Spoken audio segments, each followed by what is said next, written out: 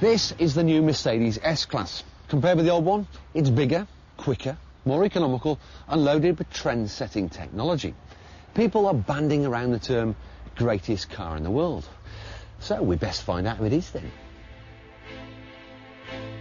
It's been 5 years in development. Gone is the understated old shape, replaced by a much bolder design, with muscle car-style bulging wheel arches. Merc wanted to see this hurtling down the motorway and get out of its way. Build quality? Well, after a few years where standards seem to slip a little, they've really upped the ante.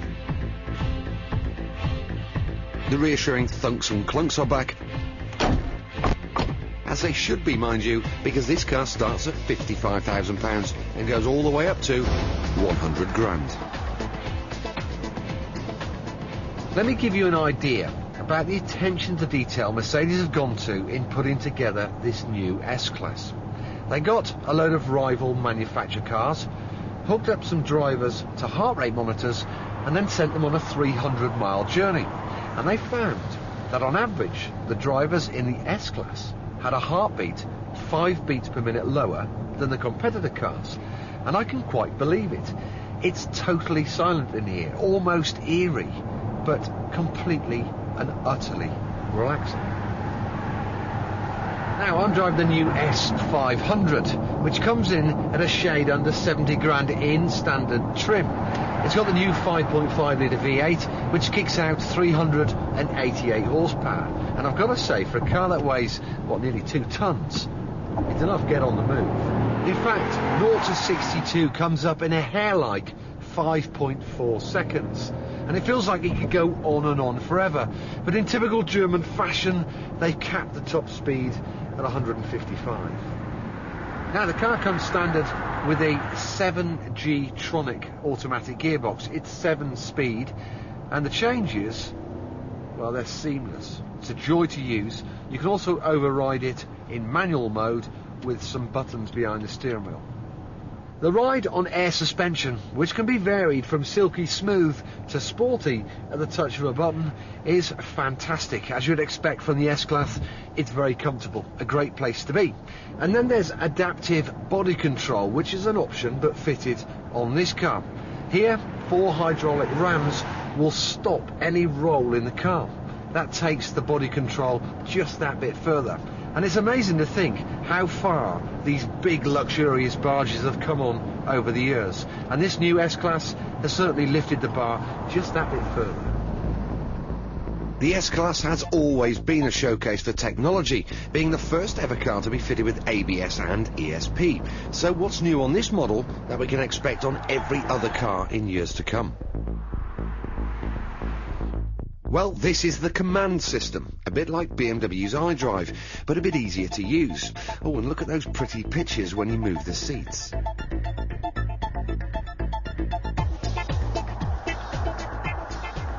Now, a really cute option on this car is a technology called Distronic Plus.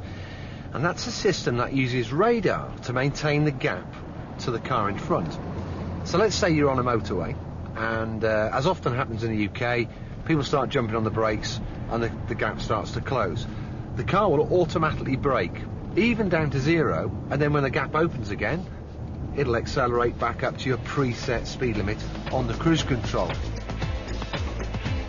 Sounds great in theory, and the automatic braking works very well in stop-start traffic. But would I trust it to brake enough to avoid a collision if I made a last-minute lane change? With feet off the pedals, I put my trust in the car and swooped across. I interrupted it. I didn't think it was going to stop. It takes nerves of steel to believe this £1,800 option is going to stop you in time, and it's never going to change the way you drive. But it is a reassuring safety net to have lurking in the background. So, with the gloom descending on the Swiss Alps, it's time to reveal the S-Class's final party piece. The Speedo may look normal, but it's actually a computer-generated image. Press a button and it's replaced by a camera view from the top of the windscreen. It's called Night View Assist. Buried between the normal headlamps are two infrared ones, which Merck claim can improve vision by up to 150 metres compared to normal dipped beam. And because infrared is invisible to the human eye, it won't dazzle oncoming traffic. But is it any good? Now, throughout the day in various tunnels, I've been testing out this night view assist. And all it's done is confuse me, disorientate me. It's been no use at all. You know, in those situations. So what we thought is we'd come out and we'd really put it to the test. Ian, our director, he's about 150 metres up the road. I can see him on dip beam with my naked eyes. Let's look down at the night vision display. He's nowhere to be seen. It's rubbish. It doesn't work. It's a gimmick. It costs £1,300 and it's an option I certainly wouldn't tick. But it's about the only gripe I've got with the new S-Class. Join us after the break when the gang back in the office will be discussing this awesome car.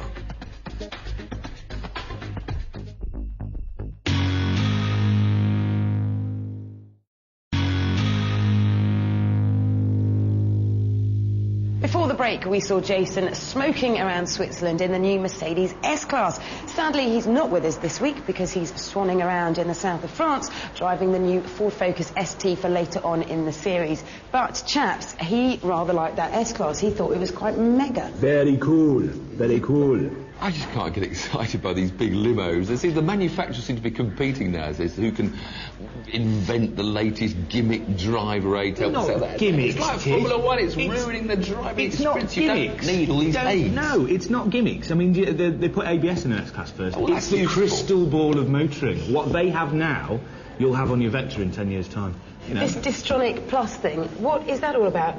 People should use their brains, use their eyes, be able to take their foot off the accelerator when something's slowing in front and put it on the brake and slow the car themselves, not rely on technology and gadgets. I do agree, but if it stops that one person running into the back of somebody, it's worth it. But you have to be on cruise control first. You've got to be in cruise control mode for it's working. So already the driver's not using the brake or the throttle. He's already reading his business report or her business report about where the eyes are already coming off the road ahead. Doesn't matter because they'll brake for you. But look, my computer's crashed a few times, so this is all run by computers. And we've got to get the human being in charge of the car. Totally agree. No, it's all good. Anything that helps you interact with your surroundings to give you more information about what you're doing. The information is out of the windscreen. What's this night vision thing? The screen is below the windscreen, so you're having to look down. No, I mean, line of sight is not that different, Tiff. And I have, saying that, I have seen that work in an S-Class before, and it did seem to work a bit better than that. If it's heads up, it might have a future. So you're looking out the same view. Yeah, well, I like gadgets. I mean, you can't work that computer over there. I can. So I'm not taking anything for you. I mean, But you like big fat cars anyway, so... I like the big fat You're a cars. limo lover. The more pumpy seaty bits and more screens. In fact, I'm going to have an S-Class. I think that's wicked, and I'm going to have extra screens fitted just to annoy you.